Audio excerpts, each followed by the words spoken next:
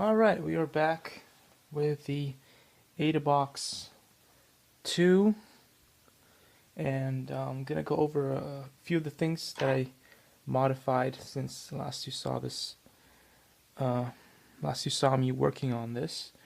This is video, I don't know if it's 19 or 20, and it's taken this long to get this project working because although it looks like a kid project, it doesn't have that many parts or wires or motors or all that, but it really isn't, because it is very intricate when it comes to being put together the right way. And as far as instructions goes, there are a lot of flaws in the way that it's set up on their website, but you know, at the very least you guys will have something to work with here.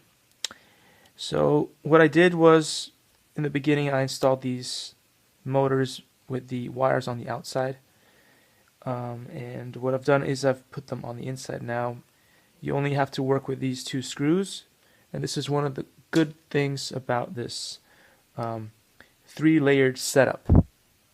It allows you to make modifications to the bottom and the middle and the top very easily just by releasing a couple of screws. On the top you have 4 screws, on the bottom you have 2, but honestly, because of the way the battery sits in here, and the fact that it has those 4 little feet on the bottom and the thing on the top, you could even get away with just having 2 up here, and things don't slide out that easily anyway, because it's really sandwiched in tightly. Maybe over time you might need to, because with pressure and all that, things may start sliding, but when you first buy the kit, you will never have that problem. Okay, so let me go through a few things about this thing here.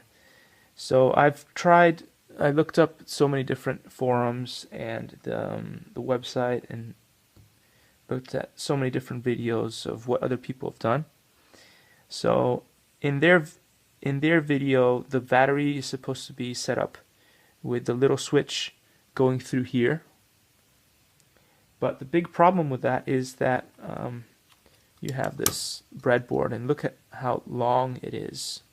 So what usually happens is you will stick it on there like this, and then the switch will be in there, and you can't get to the switch with your fingers anyway.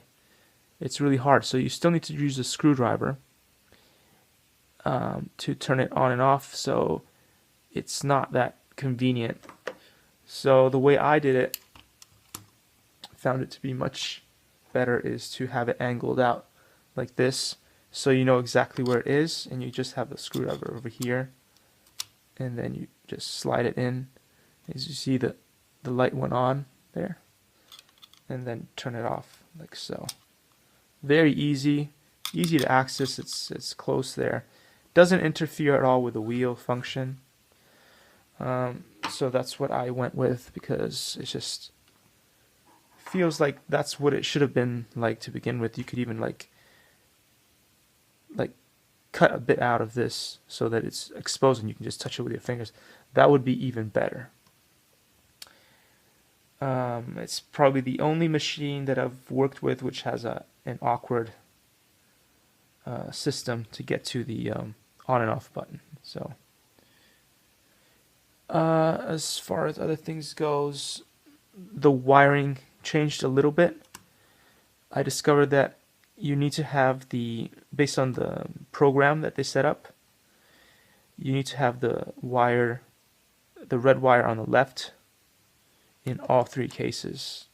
The red wire will be on the left, and left. Other than that, that's pretty much it for now, and in the next video I will show you how this thing runs.